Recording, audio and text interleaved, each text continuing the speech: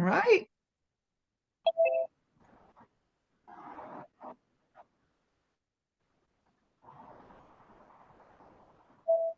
This is delightful to see all of these Yes. folks showing up.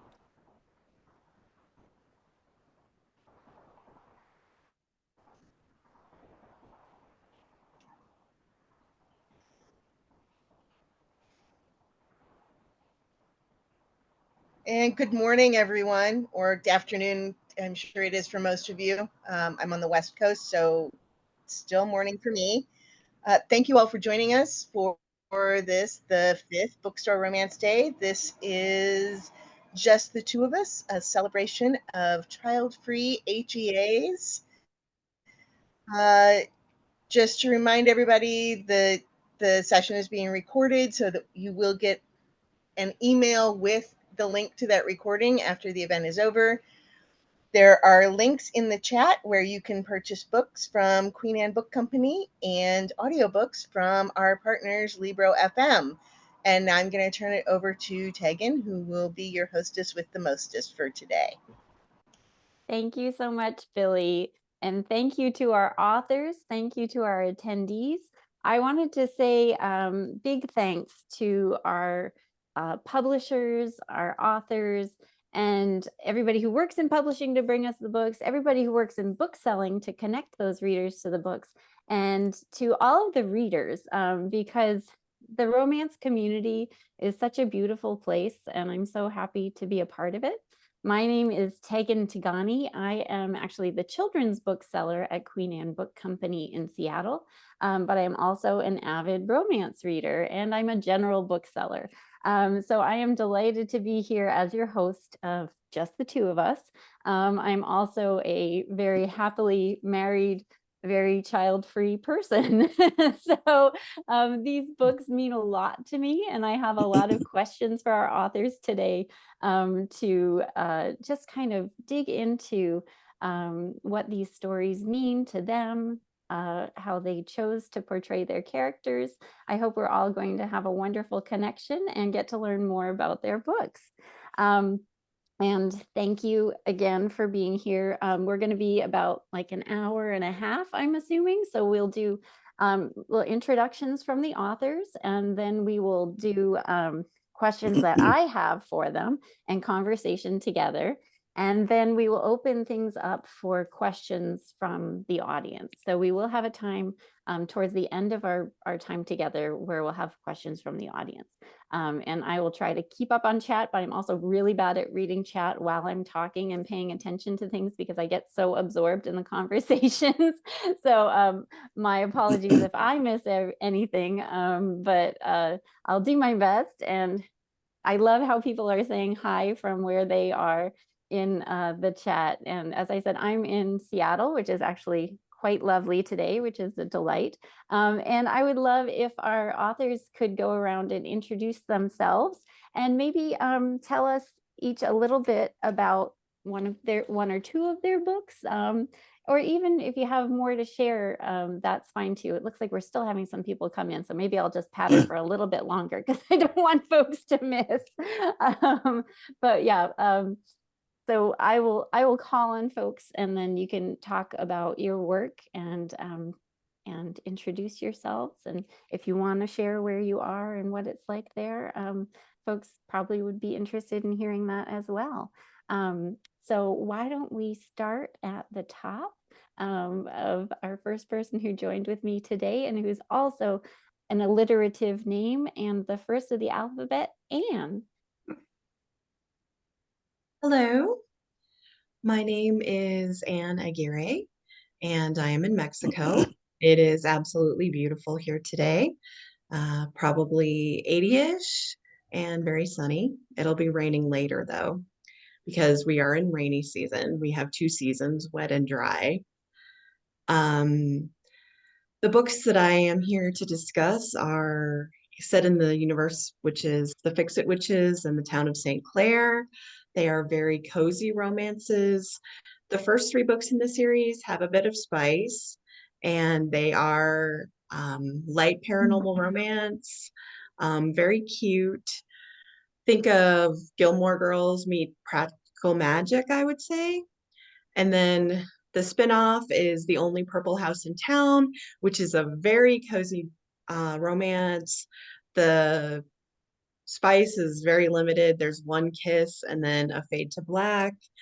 So it is safe to give any romance readers who prefer a low heat option. There's lots of pining. The hero falls first. He has had a crush on her forever. It's extremely cute, and I hope you check it out. Fantastic. Thank you so much.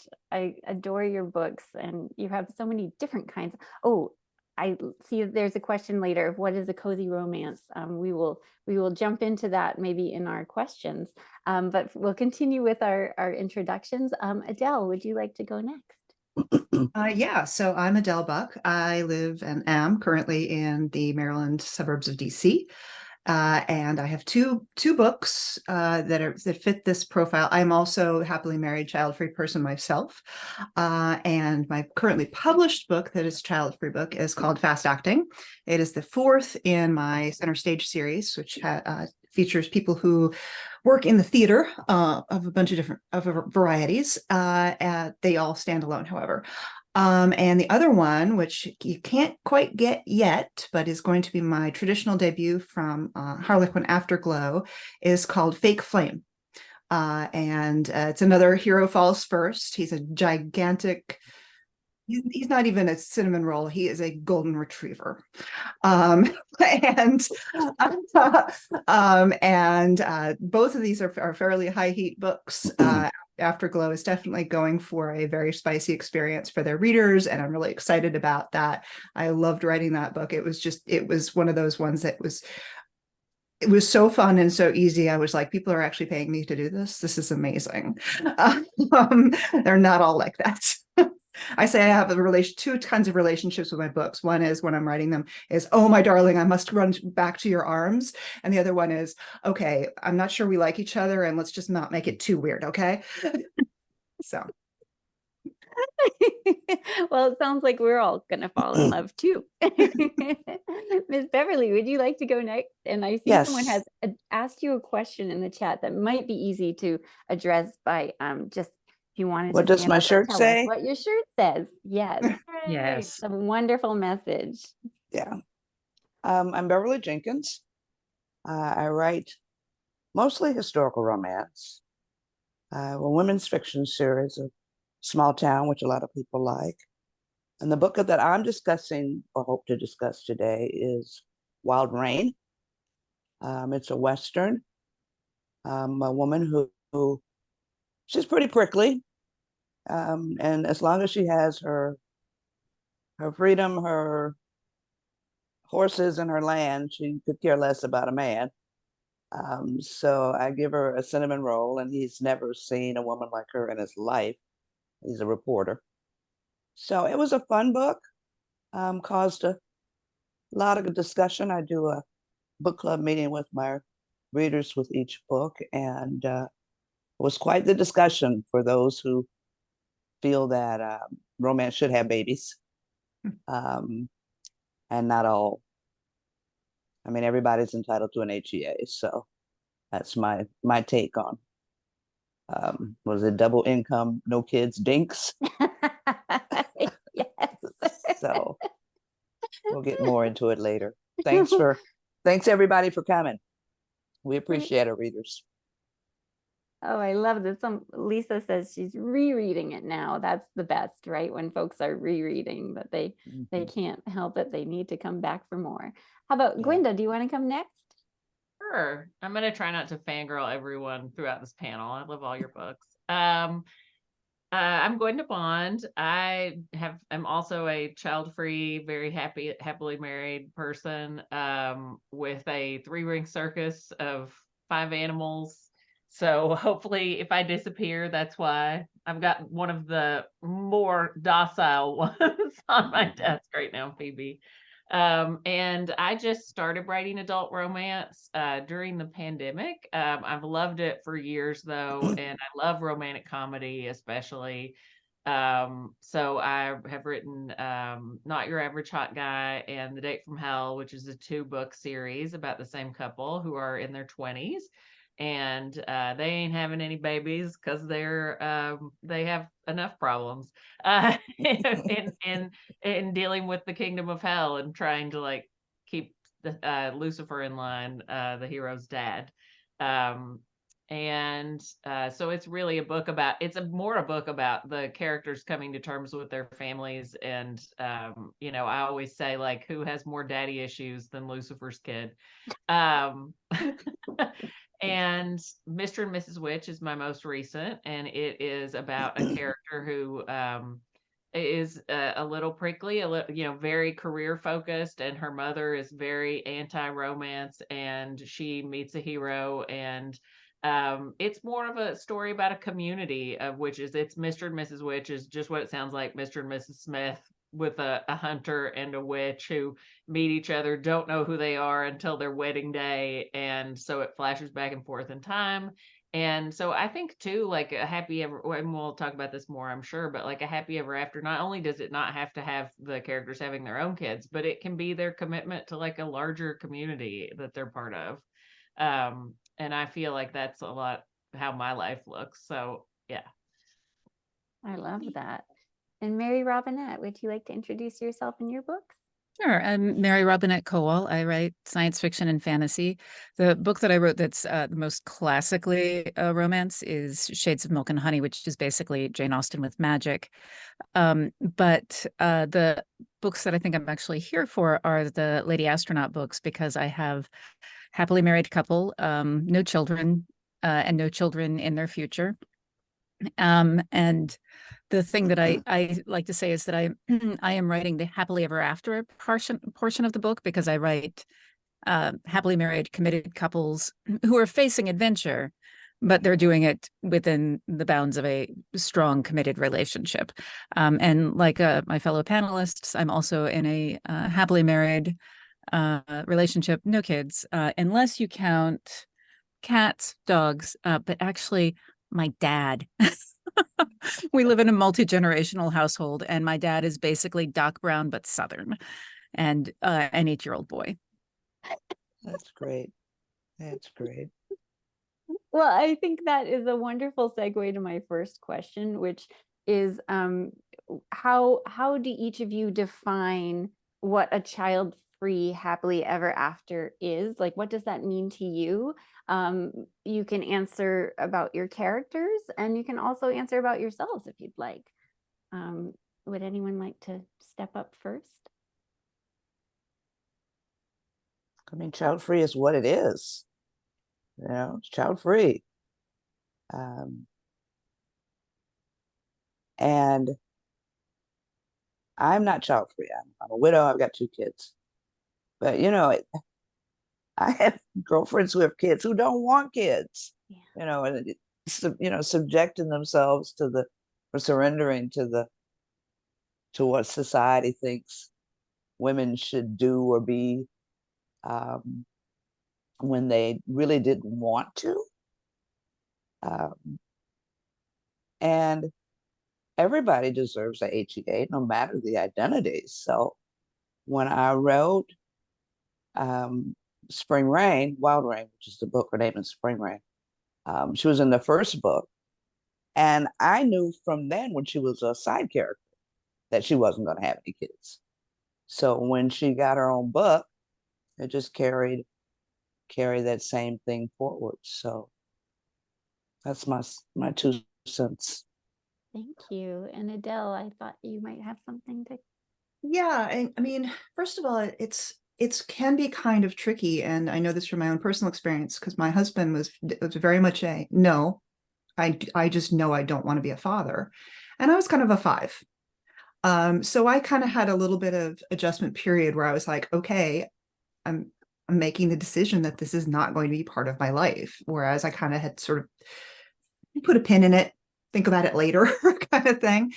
And I think it also really it's interesting to look at gender expectations, partially the way Ms. Bev was talking about, and partially about how people think that people are going to change their mind. Right. So like in Fast Acting, this is a couple who meets at a destination wedding, and they hook up and they have these late night conversations where they can't even see each other's faces. And in it, Russell, the hero, he says he was divorced, and he'd only been with his ex-wife for a couple of years because she had married him. He'd been very clear that he didn't want children, and she thought he'd change his mind. Yeah. And that's not uncommon for that kind of a thing to Right. happen. And then on the flip side, this is going to be a bit of spoilers for Fake Flame, but the heroine of that book is 41, and the hero is 5 or 6 years younger. And he's gone through life kind of like, yeah, it'll probably happen one day. He hasn't really seriously thought about it, which is a luxury that men have. Right. And so, and he comes from a big family, and he's the youngest. And after she meets his family, and one of his sisters kind of casually says, "Oh, Sean is going to be such a great dad someday." And she's like, "I'm 41. I mean, yeah, it's possible, but no, it's no." And so she cuts him loose because she's like, "You need to figure out what's important to you. Mhm. And I can't be in the mix while you're making that decision." Mm. So and that's all bound up with, gender stuff, because one of the things that she goes through when she's meeting his family, she's realizing, he's got 10 nieces and nephews, and, 4 older sisters, and she's just like, she's an only child. And she's just kind of, and I'm an only child too, despite the fact that most people know that I have a little brother. He's a stepbrother. I got him in my 30s. That's a whole other long story. But the whole dynamic of like big families versus small families, and how those can or sometimes can't mesh together is really also a thing. And it's just in terms of whether or not those children are yours. There's a significant amount of chaos. Yeah. Yeah, I- oh no, you can go. No, No, you go. okay, I'll pass it to you after. So yeah, I mean, I do think like there's so much of society's Mhm. expectations. I still get family members, and it's like, guys, I had a hysterectomy. Like, not only did I never want kids, like I love kids. I like kids and books, and I mean, basically, I believe that that anything that puts a limit on what your happy ever after looks like um is a barrier towards someone seeing themselves reflected in fiction. And I mean, we live in a world where lots of people are deciding not to have children or to have children later.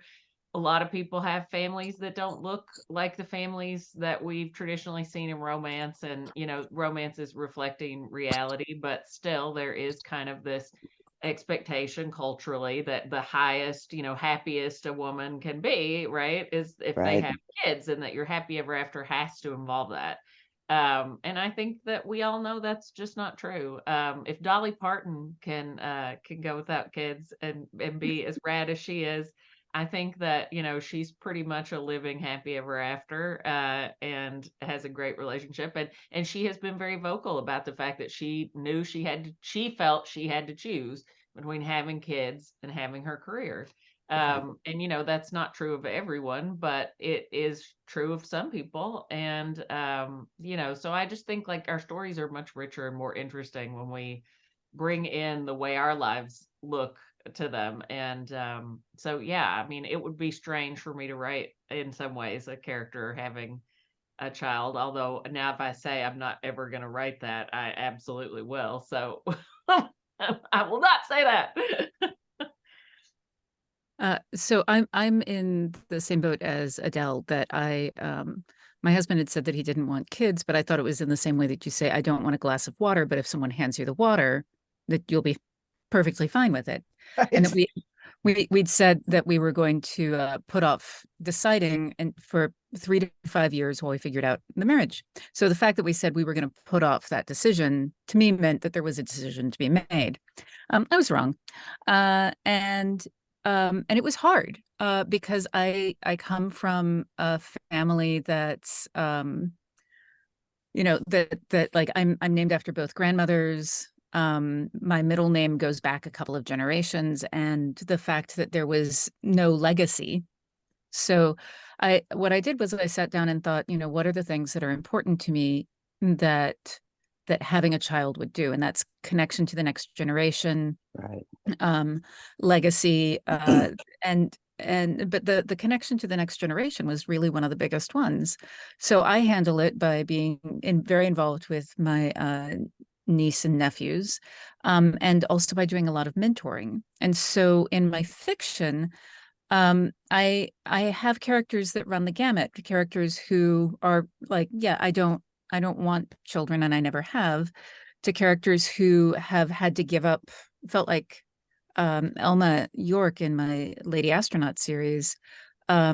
She's an astronaut, and in the 1950s, it's alternate history. Asteroid, Washington, D.C., things happen. Anyway, so she feels like she cannot be an astronaut and have a child, which is actually not true. There's lots of women astronauts. Well, no, there's not lots of women astronauts. A significant percentage of them have children. And then my other main character in the Lady Astronaut series desperately wanted children and had to have an emergency hysterectomy. So we'll never have that opportunity and deeply regrets it. And I think that one of the things for me societally is this pressure that a woman is not complete somehow. Right. Yeah. And I want to express that it's like, no, you are enough. And if you have children, that's fantastic. If you don't have children, that's also fantastic. And you can do all of that. The only thing that I wish that I could really change was the way society is shaped, because I think why haven't you had children yet? There's no way that question is not a cruel question. Right. Right. You know, because either they've made a decision and you're questioning their judgment, or they cannot and you're reminding them of something painful. Yeah. Yes. Yeah. Yeah. I get sometimes still people ask me if I have children, and I'll be like, and I've learned to sort of cheerfully say, no, I don't. And I sometimes get, oh, but you still have time. Mhm. Yeah. To which I say, thank you very much for your for the idea, but I'm 54. Same. I am also 54, and I'm just I like, don't have no, time. no. It's always adoption. It's like, yeah, but Yes, I no. don't. That's Oh. great. Yeah. But not for. My mother-in-law, who is a lovely person, would send me cards, like every card, birthday, Valentine's Day, anniversary, Christmas, every one of them had babies on it. Wow. Yeah, no, it was real. Yeah, it was a lot. Wow. So, Awesome. so in my And then fiction, I give my characters supportive families who do not do that to them. Well, Yeah. and then you know, like I remember when I was choosing to have my hysterectomy and talking to friends who had the same, like, fibroids, went through the same thing, and I saw someone had just commented that they'd went through the same procedure, and I actually had friends whose doctors forced their husbands to say that it was okay with them, that they weren't Yeah. planning to have kids That's before they common. would go through Mhm. with Yeah. the surgeries. Yeah. Anne hasn't weighed in yet. Thank you. Thank you. I tend not to like to interrupt people. I do think everyone has said a lot of really awesome points, and I agree with pretty much everything that was said. I am not child free. I have grown children. But at that point, it's more like they're friends because they're not reliant on you for everything anymore. You just get calls when they have good news or need cheering up. And that's kind of the relationship that I have with my friends as well. So, in terms of fiction, I think it's important for everyone's reality to be reflected. And generally speaking, I don't really find that the baby epilogue or the child epilogue really adds that much because the people that really, really love babies don't need to read about them because they're babysitting and they're having contact with actual real children. and the people who don't like children are annoyed. So if you add those epilogues, I really just don't see that it adds any value. Yeah. If you just end it with the couple together and happy, actually you have pleased all the readers, because no romance reader is going to be mad that you didn't do the baby epilogue. But there are romance readers who may be mad if you Oh do. yeah. Really? You would be Oh be yeah. mad without the And baby and pub epilogue? and publicly will Especially state that. Regency. I think in That- Regency, Oh my yeah. gosh, that is so. And publicly state that if I don't have the, if they don't have the baby in the epilogue, why am I reading this book? Oh my You know? gosh. And yeah, you got some serious people out there who define romance as having babies. And I will say just real quick, I do get some really weird emails, though, people asking me, did they have babies? If so, how many babies were they? And yeah, what were the babies' names? And I am like, you know what? Why don't you just do that headcanon for yourself? Because I am not going to decide that, and I am not going to name all the babies. yeah, people expect a lot of, and I don't want to say a lot, but a good portion of romance readers are sort of fixated on that whole baby thing. Um, And when YA readers want to know, did the characters get married? You Yeah, know, and yeah, it's like yeah, teenagers. I hope yeah, not. yeah, I'm like, yeah, not right away. yeah. Later. It's an interesting look, But yeah, they want babies. They want the names. I had a character who was physically unable to have children, and I still got letters. Well, isn't there some kind of way that she can have a baby? Oh my goodness. No, not at all. I can send them my dad. Yeah, yeah. It's Well, it's wild out there in the streets.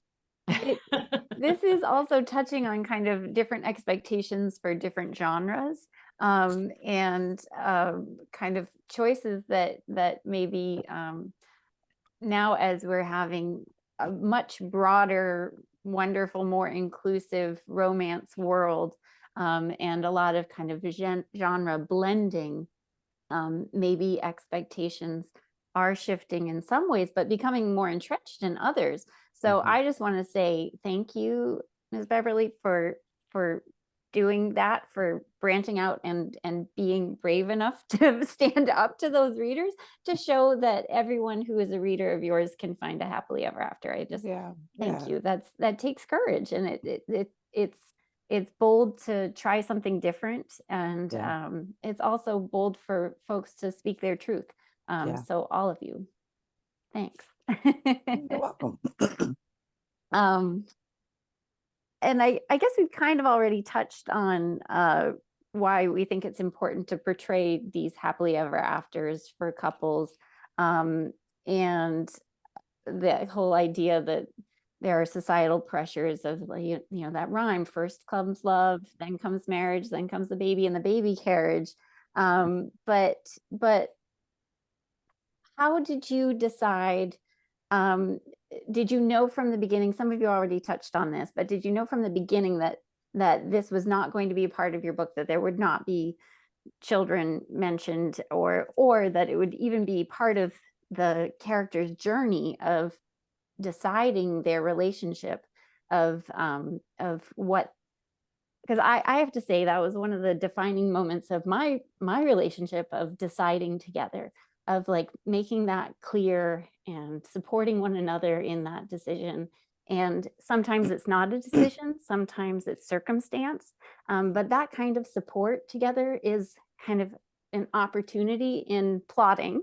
But how did you choose your plotting, and how much of the child-free you would include in your books?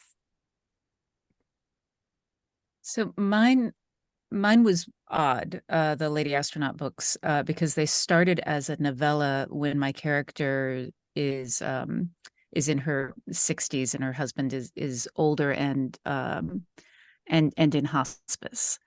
And they were I had made the decision for that that they couldn't have children because of the plot that I had, that they needed a smaller support network.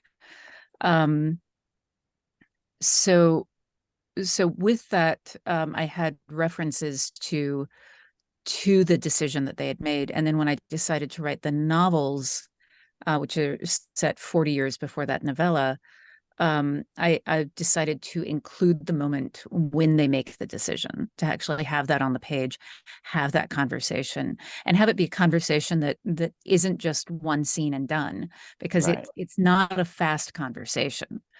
And so it's one that takes place over it goes through a couple of iterations, over a couple of books, where they keep revisiting it, as their own personal landscape shifts, as they're becoming comfortable with it.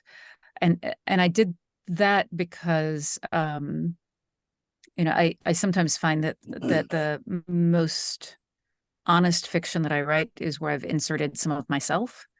And so inserting that part of my own journey, it cast in a very different light, felt like I would be representing other people who had also had that kind of journey. Yeah. It was a little more, for me, it was a little more, I got to the third book in the Center Stage series, and I decided to give the couple in the first book a child, like they become pregnant in that third book, because they're friends with the heroine of the of that book. And it was kind of oh, I haven't done this before. Let's okay. And I did it, and I have not done it since, honestly. Not even in a subsequent book. I don't have any other couples that have children canonically with each other. I have a novel and a novella with older characters, who one of whom in the couple each have an adult child. And that was easier for me to write, because I could well imagine that kind of the same kind of relationship that Anne was talking about, in terms of, with her children, that kind of more supportive, friendly, not necessarily constantly needing relationship. I could put that on the page. I'm not around little kids very much or babies. So, I'm super rusty on that. I would have to do so much research, and this doesn't really interest me, honestly. So it just doesn't happen. Yeah, that's what I meant. Like when I was saying that I can't imagine writing someone having a kid, because I would have to do so much research about that. I mean, not that that means that, like I said, I won't, but I love writing family stories. Like I think that's a commonality between my young adult books and my adult books. Like they all tend to be families, but a lot of them are found families. Mhm. Um, and or they're like complicated, like people who have the younger generation has a different concern, but they still are tight with their family. So I do think that family relationships are very important to me as a writer, but I guess because it is so baked into like my own life, that is just not the first thing I'm thinking about. Going back to the idea of the epilogue, I think there's two things going on there. I think one of the things is it's actually not even that much about the woman having kids in those happy ever afters. It's about the reformed rake hero, right? Being delighted to be a dad, and like having, and it's such a weird, I mean, again, also odd, and a weird expectation of what the ultimate, like goal for a man should be, right? Like, it's a societal expectation that we're baking into those things too. I mean, none of these limitations help either gender really, like live their own truth and their best life. And like the people on this panel who talked about having conversations with their spouses about this and deciding not to have kids, like I'm gonna guess that these are pretty thoughtful dudes, and not like the alpha male types. I mean, certainly in my case it's not. So Yeah. yeah. Yeah. It occurred to me as you were talking, a thing that I hadn't thought about, I wonder if part of what the folks that the happily ever after epilogue serves, if it's not the baby, but if it's seeing a helpmate who is actually taking on part of the baby chores. I Mm. think that could be some Yeah. of it. Yeah. It's about the babies, ladies. No. All right, Miss Bev is always right, so Yeah, I'm yeah, gonna no, say I'm- she's I'm not dead gonna No, on. I'm not. I'm not. But I've been doing this for 30 years. Yeah, no, you're Yeah. usually right. And what readers have expressed. I mean, we can give them all of these, philosophical, whatever, very, very, integral, whatever reasons. But to have them, I mean, we should have a panel with that speaks to that too. But they say it's about the babies. It's about the babies. They're so We loud need and babies. messy. Yeah, well, when we had the discussion on my Facebook page, one of the things that the non-baby mom ladies were saying was they were so waiting for her to change her mind to heroin. Hmm. And then you had the baby wanting people who were saying, well, doesn't she have the urge to have kids? And I'm like, no, no, she doesn't have. They didn't understand that because society has so focused Mhm. women, this is your goal. And these are young women. These are not women who are 72 like me. I mean, these are women who are in their 30s and 40s. And I found that so interesting. Yeah. It's You know- like, but don't you have the urge? No, she doesn't have the urge. She doesn't want kids.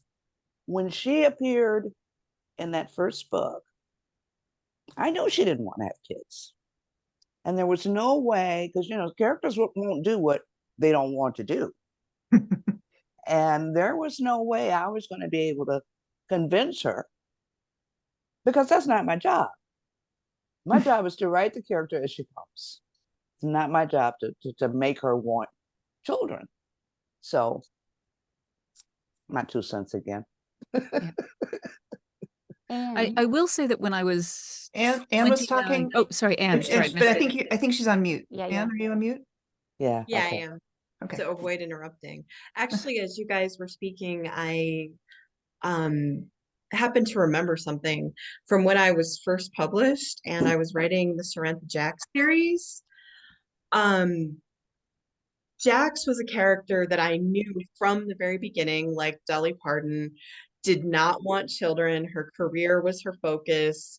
I mean, she was this absolutely awesome Grimspace navigator, and she had an ability that very few people had. And I mean, why wouldn't she want to focus on her career, right?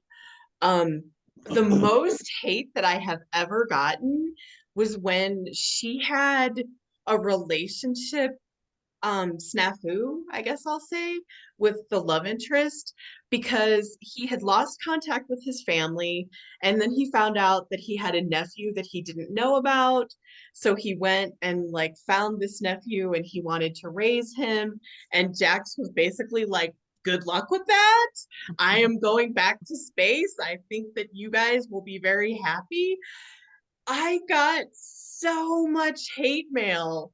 Like people would just write the longest, angriest screeds about like how dare she treat him that way. She should help him. She should stay and help him raise his nephew. And I was just kind of flummoxed because those weren't even marketed as romance. They were romantic science fiction. And it was just kind of wild how angry everyone was. And I was just like, whoa. And I didn't even think it was that big of a deal because this was around like, I don't know, 2010, I would say. I Yeah. remember being kind of shocked by Mhm. the volume of just Wow. abject outrage. Yeah. Wow. People want what they want, Yeah. and they want you to write it. Yeah. I do wonder if what's happening with reproductive freedom, I wonder how that is going to affect all this. I mean, certainly it's a reality of life, depending Yeah. on where you're setting a story now, the kinds of Yeah. situations that people may be in. So it does bring in some interesting opportunities to explore that stuff. Yeah. Yeah. And I think, as women see themselves in relationships without children, that it's going to expand. I think that the younger women are more receptive to being in relationships that don't involve children, as opposed to the ones who, and I'm not trying to be generalization, but I think the younger group. So I see more HEAs without kids in the future for the genre, and I think that's a great thing. I mean, you shouldn't be, as I always say, everybody deserves a HEA, no matter what their outlook, no matter what their identity. So it's a good thing, at least Except Ron DeSantis. from where I sit. Yeah, from where I sit. Yeah, yeah. Well, Yeah. and one of our guests commented, kind of pointing out that queer romances can also kind of help us shift societal Right. expectations, and also that it's important to show queer romances where there is parenting, Right. because there are so many ways to become a parent and so many ways to be involved. And Yeah. I was thinking about that our title of our panel, that just the two of us, so many of you have mentioned found family or greater communities. And so in many ways, it seems like it's not just the two of us. It's the idea that happily ever afters sometimes go beyond just the two. But that doesn't always have to involve a biological child or a child in the home. I have to say that the title of this panel has been giving me a Bill Withers earworm for weeks. Yes, it has. It should have been played when we started. Right? I was You should have fine. played I us was in. fine until you Bill said that out Withers. loud. Yeah. Yeah. Yeah. Yeah. We'll end with a sing-along, shall we? Billy, can you cue up karaoke for about 12:30? One thing that I do want to say, that there's the societal pressure, but when I was 29, I did have the proverbial biological clock go off. I was not in a relationship, but suddenly I was obsessed with babies and thinking about how to have them. And it was the weirdest thing, because at that point in my life, I was not interested in having babies. And it was so strange. And I think that one of the things that is important about writing this kind of fiction is that it does model, this is what a happily ever after can look like without babies. Because I suspect that there are women who have that biological clock go off, but don't actually think about what lifestyle changes they're going to have to make and what their life is going to look like, because the only thing that they see is the happily ever after, the baby epilogue, or like you don't think about the fact that sometimes your child is actually the one out of Poltergeist. Like I helped my my brother with his eldest, and she had a projectile excrement Yes. situation. Oh yeah. Yeah, and it was just like, it was, I mean, I could not understand the volume of fluid that was coming out of this child. It was uncanny. And that's not part of the picture when you're talking about that. It's, I would have had to, absolutely, I would not have the lifestyle that I have now. We were able to come and do caretaking for my parents, that we would not have been able to do if we had needed to uproot children. Right. And I think it's, offering but you do have a choice in fiction. It's like, you don't have to do the thing that your body says you have to do. Also, it's so funny that you had the biological clock because I had like almost the opposite, which was I used to have these body horror nightmares about being pregnant and giving birth. Not about even about parenting, just like that was like, like my subconscious was like, no, thank you. That your subconscious was probably smarter than mine. Well, but there is that element of, I think, so much romance kind of as empowerment, Mhm. and for some people, bodily autonomy, and being able to choose whether or not to have children is such an important thing. And so that also leads me to think, how much did you feel like you needed to talk about the biology of not having children in your books, of like birth control? I remember in the 90s and in the early 2000s how it became really important to incorporate safer sex Mhm. into romance scenes, and I'm just curious if the idea of having child-free happily ever afters played into how you write romance scenes. And you might want to use this as an opportunity to talk a little bit about being cozy. Well, the Fix It Witches series, the first three books are not cozy, they are spice. But I did definitely have conversations between the protagonists about what contraceptives they were using. And I feel like there were multiple scenes where they actually went and got tested and presented a clean bill of health to each other to say, like, before we jump on this, let's make sure that we're being responsible about it. Um, that wasn't necessarily for child-free reasons. I mean, that was part of it, but it was also about being considerate and being upfront and stressing the importance of consent and communication. Because I think that nothing is sexier than consent and being fully apprised of your partner's history, because that deepens the emotional intimacy, that deepens the trust between the two protagonists. Um, then to hop over diagonally to The Only Purple House in Town, that is a cozy romance. And someone asked in the comments, what is a cozy romance? You said you've heard of cozy mystery. I mean, it's basically just across the pond. There are no explicit love scenes. It's more cuddly, and it tends to be lower stakes, lower angst.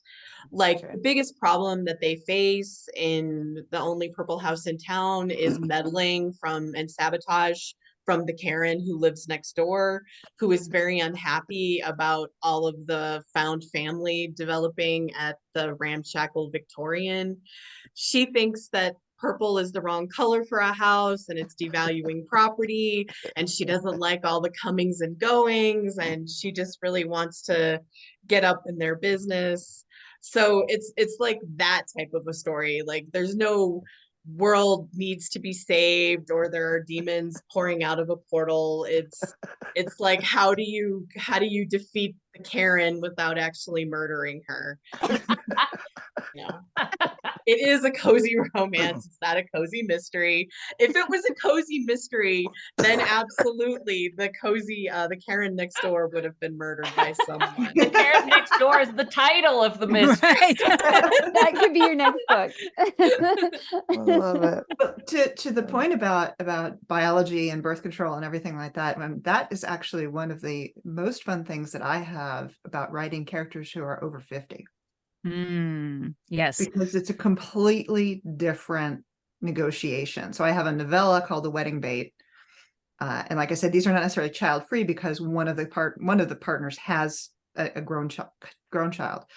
And it's kind of, and this is it's a spin on the movie The Wedding Date with Dermot Mulroney and Deborah Messing. But in this case, instead of it being the sister of the bride who needs to hire an escort to go to the wedding with her, it's the mother of the bride. And so, and she is very like kind of freaked out. But the one place where she's not freaked out is she knows the baby store is closed. So that's not even an issue. Yeah. I've got the book that I just finished writing. Oh, can I talk about this without spoilers? I'm going to talk about it with mild spoilers. Sorry. But it won't come out for, you've got plenty of time to forget it. There's so many other books to read. I have a character in the book who's going through perimenopause and has that initial, the first time she skips a period, has that, oh dear God, am I pregnant? Yeah. On Mars. And uh, it's fun to play with. Among other things, there were a lot of pieces of perimenopause and menopause that no one tells you. Right. And being able to give my character those symptoms, and have her chalk it up to other things, and then have a doctor explain, no, this is what's happening. I'm like, I hope this helps someone. I feel like we should have a panel menopause that's is, just that. I mean, I do think, I think like, I do wonder, like, you know, if menopause will become something that we see more in books too. And I mean, like in TV and movies, like it's, you know, it's this huge part of women's lives that's just invisible. You know, it's like the one thing we're not supposed to talk about. And I do feel like people are starting to talk about it more. Yeah. Like I remember The Closer with Kira Sedgwick. I don't know if anyone ever watched that show, but Yeah. it did actually have an early menopause storyline, which was like pretty groundbreaking for the time. And it's still like the only time I've ever seen that really on TV. Because Lord knows society is not going to No. educate young women. You know, No. you wind up getting your advice from older women, from your aunts, from not necessarily your mom, but you know, maybe your older girlfriends, or you know, maybe if you have a very, very clued in doctor. But society is not going to go out of its way to explain any of it. No, only to legislate against reproductive freedom. Right. Like they know anything about a woman's body. Yeah, You know? yeah. So, yeah. I will say, pro tip for those of you who go to conferences, you know how when you're sitting in you're talking to a group of your friends and random dude wanders up, and if you immediately switch the conversation to menopause, he will go away. That is a good tip. Great tip. like as if a tractor beam has just, it's amazing. How are you? Menopausal. Yeah. Yeah. What are you ladies talking Man-shaped hole about? in the wall. Yeah. Instant man-shaped hole in the wall. Yeah. All right, I we're love gonna it. follow up next year and see who wrote that into a scene. Because I love That's perfect. love That is that. perfect. the menopause repellent, yeah. I do actually have that scene in this book. Oh yes. I love it. All right, I love pre-ordering right now. As soon as ISBN is up, pre-ordering. I mean, I would have anyway, but so great. Well, and it also makes me think, so Billy did post in the chat that there is a panel later today that is about older protagonists. So fantastic. that is also one that we can all jump in and type our menopause stories into the chat and our menopause dreams, you know, all of that, what we're hoping for, what we got, and our happily ever afters. Yeah. Oh, Anne, do you have something? Oh no, Anne just had wiggly hands. Sorry, didn't mean to call you out.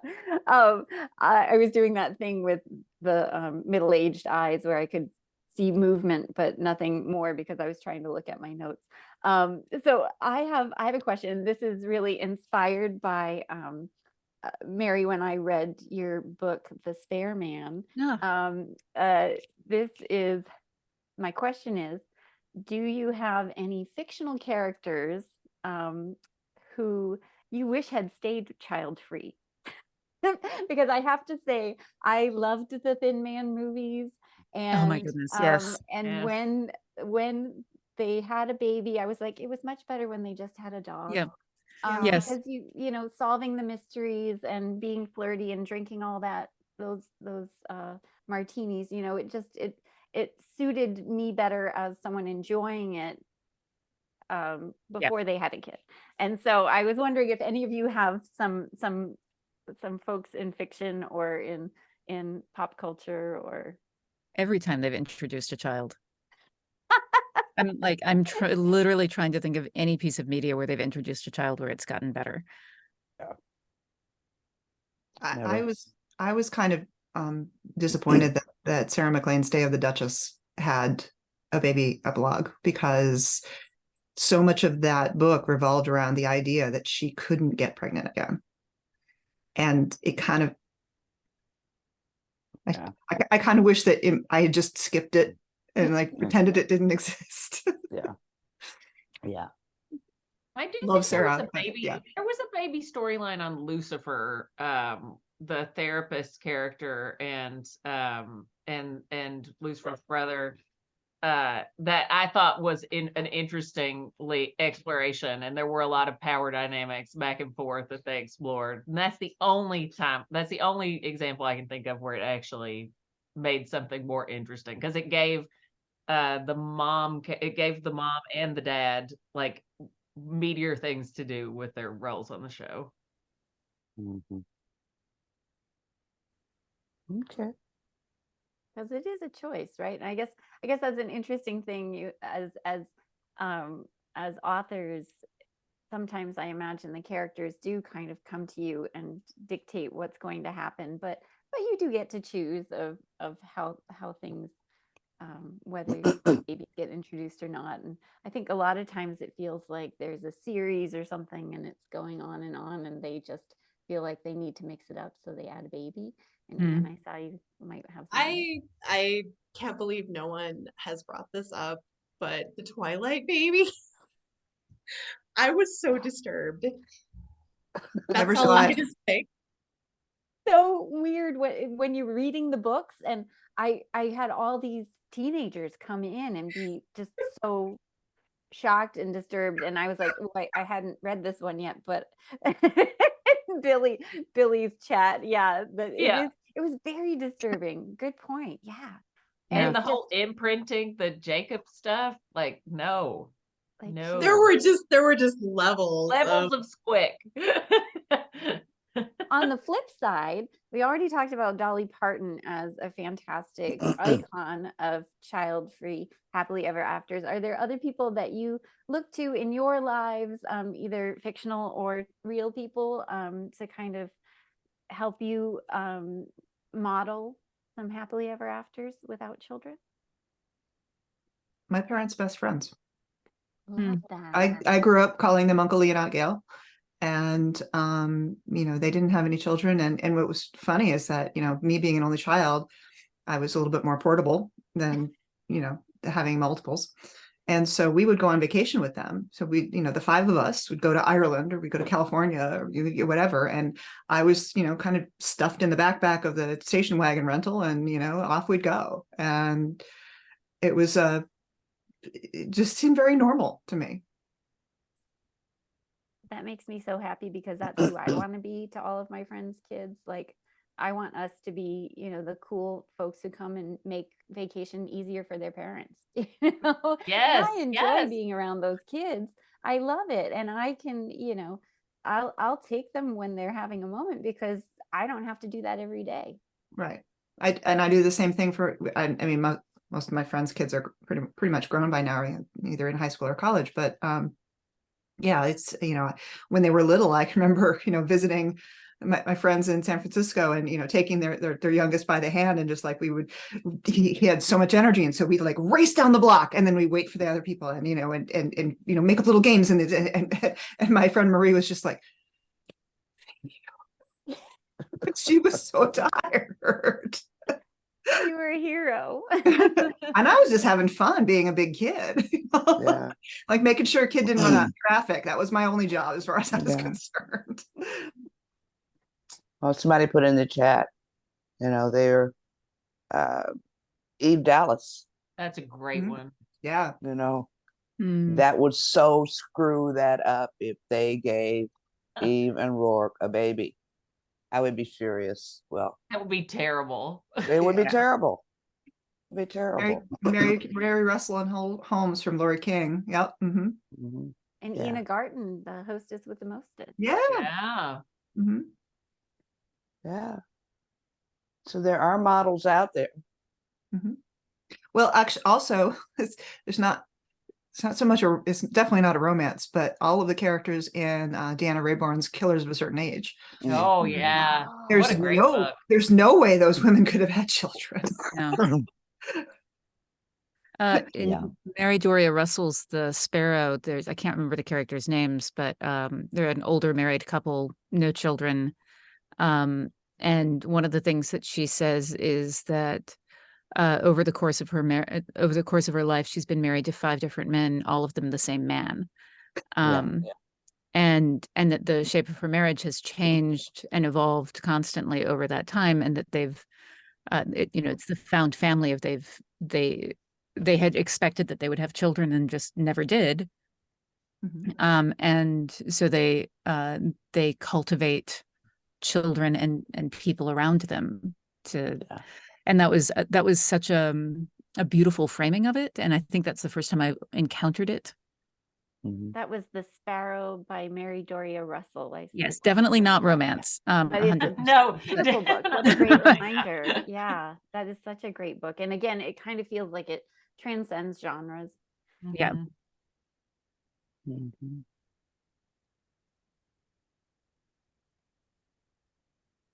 Um, I guess that also touches on, what kind of special opportunities do you think being child-free gave your characters? Well, Amendment to Mars.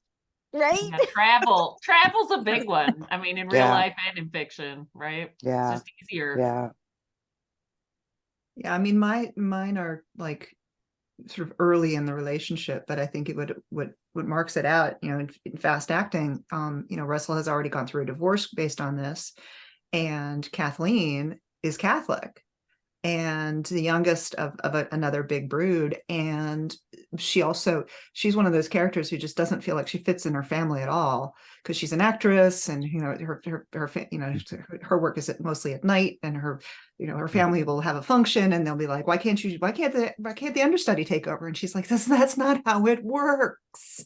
And so, and one of the many ways in which she's different is that she also knows she doesn't want to have children, because honestly, being an actress and having children, that's a lot to juggle. Yeah. Mhm. Yeah. Having been an actress myself, it's like, yeah, unless you are a major star with a lot of money, Right. I can't picture it. A lot of nanny, unless you can afford a full-time nanny. And Exactly. And even then, I mean, what does having and raising a child look like, right.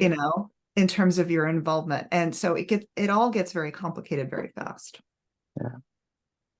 Yeah, I didn't realize until I was an adult probably how much my grandmothers empowered my mom to have Mhm. like a demanding full-time job like she had. Mhm. They basically were our childcare, because there's no way in the small town where I grew up that I don't even know that there were childcares, like professional childcares. You're just like your elder relatives just kind of did the caregiving. And so I very much remember, like, being grateful to them for letting her, have the freedom to be she was the first female high school principal in our town, which was very scandalous at the time, Wow. which just tells you, right? Yeah. Yeah, like people were big mad, like a woman being the principal of the high school. Wow. Kudos to your mom. Yeah. Yeah. Kudos to your mom. Ceiling breaker. We Yeah. like that. She was like, she very much like, I mean, I've definitely a lot of, I credit her and my grandmothers both, with everything about my like outlook on this stuff. She raised me to be a feminist and tiny small town, when I wanted to know why the church meetings were closed to women, she encouraged me to ask. She's like, just ask, because it's not a good reason. Maybe the men will feel ashamed. Yeah. They didn't. I was going to say they probably didn't. They probably didn't. Yeah. I think, all of us in many ways stand on the shoulders of women who, or I would like to think that we all stand on the shoulders of women who empowered us in some ways, whether it was this generation, whether it was the generation that came before, whether, it was the women who rode bicycles or the women who, in my times, who burned their bras, and, Yeah. because I remember my daughter, I didn't wear a bra forever. And my daughter, when she got to be, I don't know, middle school, and I'd be going somewhere and she'd say, Mom, do you have your bra on? And I'm like, no, you need to put your bra on, Mom, Now she's turning over tables at a place where the residents are trafficked girls. And she just got the job. And the staff hates her and the new director, because they're coming in and they're like, no, we're going to do it. You're not going to lock these girls in at night. You're not. What if there's a fire?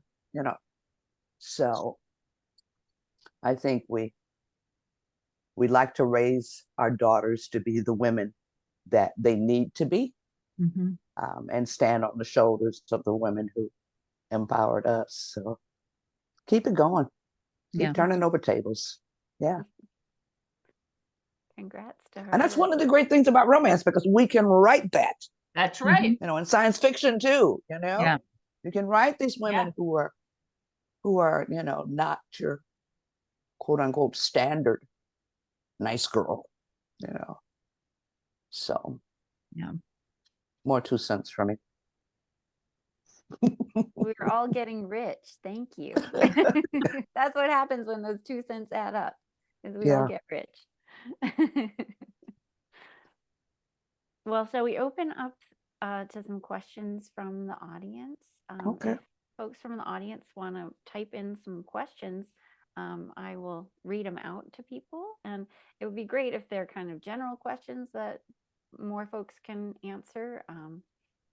And Billy, if you see any that I'm not seeing, also feel free to jump in as our heavenly voice.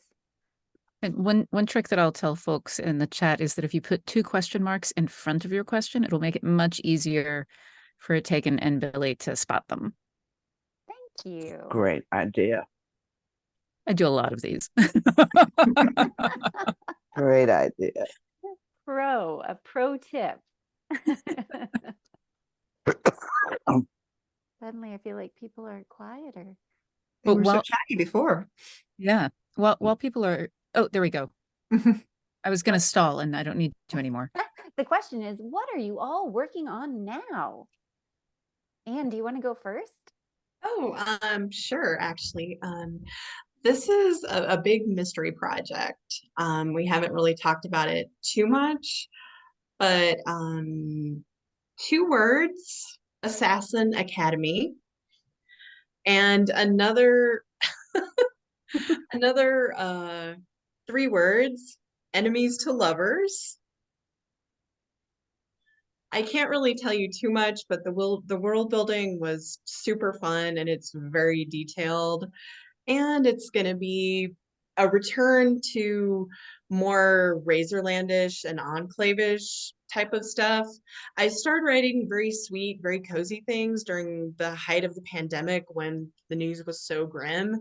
But my natural propensity is toward darker, more violent, and very kind of steamy, spicy, butt kicking. I like to live there, but when the pandemic was going on, I just there was so much darkness in my peripheral vision that I was like, I really need to retreat to a very happy, cozy bunker, and I'm gonna write there for a while. But it's a little brighter now, just a little. And so I am working on this project. I'm pretty excited about it, and I will keep you posted. Very good. Well, I just turned in the manuscript, actually. It is right here, the manuscript for the Martian contingency. I'm in edits now, which is why this is right there, which is book 4 in the Lady Astronaut series. It takes, basically it's we've set the second Mars expedition down on the surface, and kind of the story of how the Martians became the Martians. So all Mars all the time. That's so exciting. Working on working on a suspense. Sort of a continuation of the romantic suspense that's set in Detroit. Deadly Sexy, Sexy Dangerous, Edge of Midnight, that group. So it's a book I've been promising my readers for the past 20 years. So I think I probably need to get it done before they show up in front of my house. So that's what I'm working on this summer. And I am doing the final polish before I send book 2. I have a 3-book contract with Harlequin currently. Send book 2 to my editor. It's a very loose series. The heroine of this book was a firefighter colleague of the hero in book 1, Fake Flame. Fake Flame should also be coming back to me for copy edits with copy edits any minute now. And I'm working on polishing off the proposal for the final book in this contract. So yeah, at least so far, the through line is that somebody in each of the books works in emergency services. So book 1, we've got firefighter. Book 2, we've got former firefighter who becomes a social media manager for fire and rescue service. And book 3 is going to have a nurse EMT hero. I hope, if they let me write that one. That sounds great. I just finished page proofs on my next book that will be out in February, The Frame Up, which is not a romance, but it does have a romance. It's a heist book with magic, con artists, and a great cover. Thank you. I love the cover. It has Sally the dog on it. And it does have a very twisted mother-daughter relationship, but it does not have the romance, the couple does not involve a child. And I'm also writing I'm writing the first in a trilogy of Regencies with magic called The Wayward Sisters, about 3 sisters who run an alchemy shop, and in a London where there's like gods and monsters, and where the gods and monsters have sort of prevented England from being as colonial as they would like to. So it's a little more diverse, like baked in. And that's fun and late, and God bless my editor at St. Martin's for not killing me, because I have had the worst year of many troubles. Anyone who reads my newsletter or has watched me whine, it's just been like a symphony of bad things. But now I'm closing in, so it will get done. And the hero is Ares. It's a retelling of the first one's a retelling of Taming of the Shrew, with Ares as the shrew. That sounds so worth the wait. I want that right now. If you need someone to do like beta reading or I arcs, will keep that in mind. Yeah. I wish it was done. I love it. I love hearing these things that we're also excited, and seeing people's reactions to it is so much fun. And I'm gonna pick Emily's question next, of what has been your most recent 5-star read? Like, what is something that you read lately that you loved? Oh God. And it could be your most recent draft. Question guaranteed to make one's mind go blank instantly. Yeah. Right. So true. We can come back to that. I was I've actually got ready for this. Yeah, I have one. I've got too. one. I just read Evie Dunmore's The Gentleman's Gambit, which I think is out soon, and it's so good. Yeah. For me, it's The Monsters We Defy by Oh my God, Leslie that's Penelope. so good. Oh, Yeah. it's so So good. damn good. Yeah. Yes. I'm gonna second that with the addition that the audiobook is phenomenal. Oh, It is okay. one of the best audiobooks I've listened to. Yeah. She's such a Wow. great writer, and she's not getting Not getting the the attention she needs. that she's earned and That's deserves. correct. Yeah. You know? Oh no, I I need to love a good start. audiobook, so I am Yeah. Yeah, gonna Monsters We Defy. It is Monsters We Defy. fabulous. Yeah. The book that I read most recently and really loved was called Where Wild Peaches Grow by Cade Bentley. Eight. Okay. Not even remotely a romance. But it is the last one that I read that I was just like, oh, is The Mountain in the Sea by Ray Naylor. Okay. It's incredibly smart book about post post climate change, not post climate change, but mid climate change future. The main character studies octopuses, and it's basically it's a book about the question of what does it mean to be human. Yeah. What does it's not actually what does it mean to be human, it's what does it mean to be a person. And it's really compelling and very smart. The main character is childless, so there's that vague tie in. Yeah. So two audiobooks now that, and one of them is romance adjacent, and it's, I mean, it's kind of a cliche at this point because everybody has been reading it and loving it, and in audio it is especially good because it's Julia Whalen, who is astonishingly good, which is Emily Henry's Happy Place. Mm. I don't love all of Emily Henry, but I think the last two ones that she's written had just absolutely knocked it out of the park. And the other one is really not romance, and you kind of really have to be prepared to read it. It's nonfiction. And again, the audiobook is excellent, and it is Mo Ryan's Burn It Down. Mhm. Oh, About that's such a good book. it's will so make you good. very mad. It makes you very mad and very very mad, but it's so well constructed and its thesis is so strong. And it's Oh, also on the Julia Whalen tip, I just read her delightful audiobook rom-com, Thank You for Listening, and I bet the yes, audiobook is amazing, right? it's really good. I need to If listen you to haven't it. read this, Mary, I bet you would love it too because it has all these audio narrator in jokes and stuff. Oh, So that Yes, sounds amazing. it's I did. really, really good. Yeah, I did just listen to a romance audiobook that I loved, The Chameleon Effect by Joe Arden. It's a rare one for me because the main character is the dude. But he's an audiobook, not an audiobook. The author is an audiobook narrator. Yeah. And the main character is an actor who goes into an audition and realizes that everyone who's getting cast are from the UK, so he pretends to be Irish. And it's like he's been working for 8 years, has never landed a role, and immediately books it. And then he's stuck and he falls in love. And he's like, oh no, because he has to pretend to be Irish with her too. It's great. It's really good. Like the audiobook and his voices. I think I have a lot of listening in my future.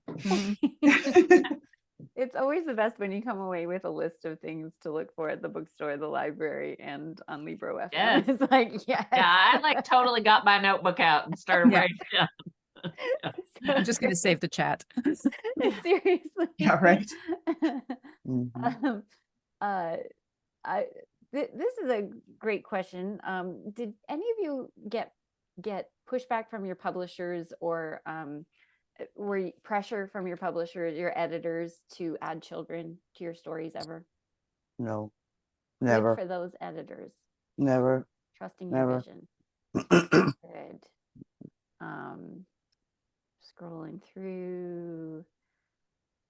Here's a question. How do you choose whether to just have the characters be child free and not call it out or if, sorry, I can't see this, or if they need to say specifically that they've chosen this path. If I can jump in with this, I actually very rarely put that on the page just because, and you can say I'm hedging my bets here, but the reason that I very rarely make an issue of it, and I can only think of two books where I had a baby or a child, and with one of the books, the setup was that he was a single dad, so it was like a benchmark of the story. And otherwise, I just don't interrogate it. I don't mention it. It's not an issue. And that way, I don't lose any readers. Honestly, the readers who really love babies can imagine that they had 12 babies. They can name them. They can do whatever they want. Once I have closed the page, like they can imagine whatever they like. And the readers who would be put off by babies, they can imagine that they invested and they made a fortune and then they spent their lives traveling. Like they can do whatever they want once I close the page and deliver the happily ever after. I So love it. I generally just don't make it a topic because my job is to get them to the happily ever after and to make the reader believe that these two people are committed and that they are a good match for one another. Beyond that, I just leave it. And then sometimes I do get emails, but I just always tell them, you know what? I'm not going to answer that. Your imagination is fertile. So go forth and imagine. Love that. Yeah, I think I've always put it on the page. I was just trying to run through um in novel form, it's I think always on the page. Simply because societally I find it hard to imagine that the woman would manage to get through the course of the book without someone saying, "When are you having babies?" Right. So Or, you know, true. So true. I think I will be more likely to put it on the page after this panel. I think I think it's just never really, I don't think I have put it on the page, but I think I probably will now. Yeah, I mean, it's obviously on the page in Fake Flame because it has to be. And it's on the page in Fast Acting in that it's, you know, it's a fact of his life and it's a fact of her life, and it's something that, you know, they're sharing their histories, and he's kind of surprised to learn that, you know, no, she's not interested in them at all either. And then, you know, a lot of my, you know, my two longer books, Angling for You and Handy for You, it doesn't come up. And it's kind of, it's one of those that they're still early in their relationship, and, you know, like the epilogue, there's an engagement, but, you know, you can imagine that they had that conversation. And then Handy for You is over 40 and he's a single dad too. And it's kind of, you take it as read that it's not going to happen because, you know, she's 42 and he already has a kid, and yeah, or at least I do. I've done both. It just depends on the story. Yeah. You know, some people know we don't talk about babies, and other ones, yeah, we talk about babies. And some we talk about having babies, and some we talk about not having babies. So it depends on the story. yeah. I try not to write the same book twice. So each of them has a different situation. And I think in So. contemporary, you can get away with not having babies Mhm. more readily than historical, because, you know, with historical, there was always also the, you know, issues of, you know, sometimes with property and inheritance and, you know, maintaining, you know, a state or a farm or, you know, whatever. It's all very land based. Yeah. And also with African Americans, that whole 19th century, which is so bittersweet and all over the map. You had people who didn't want to have kids because they didn't want to bring children into that world. Just like young people today who are, you know, passing on having kids because of the climate of the climate and the climate of politics. Mhm. So there's a lot of different levels to this no kid kind of conversation.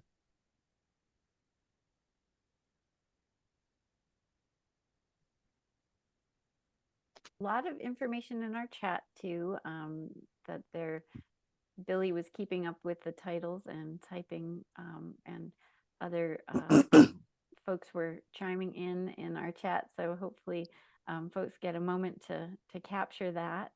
I don't know, does anyone have any last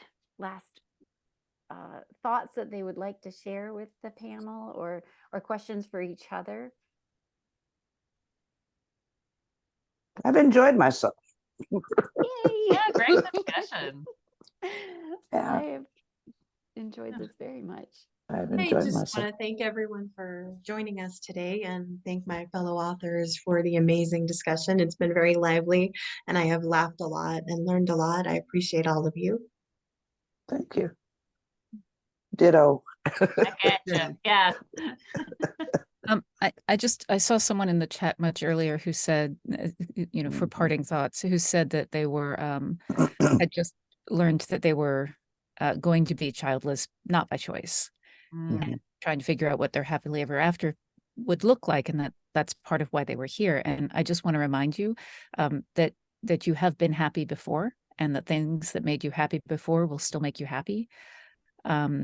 And it's hard to change the vision of what your future is going to be, but it's also an opportunity to think about who you are and who you want to be. There's a thing, to go back to Dolly Parton, that she says, figure out who you want to be and then do it on purpose. So Awesome.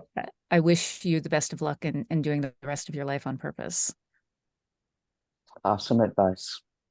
Awesome advice. Dolly Parton. I Well, mean. you had some awesome advice for her too. So, Yes, thank you so Very much good. for all of you, for all the comfort and joy you've brought to so many of us, and the hope that you bring to so many of us. And I'm tearing up because this is a beautiful thing, and you're wonderful people and great books. And thank you so much. Thanks for everyone for being here, and go out and seize the day. Your legacy is your legacy, and have a happily ever after. Thanks so much, everybody. Thank you. Bye-bye. Bye. Bye.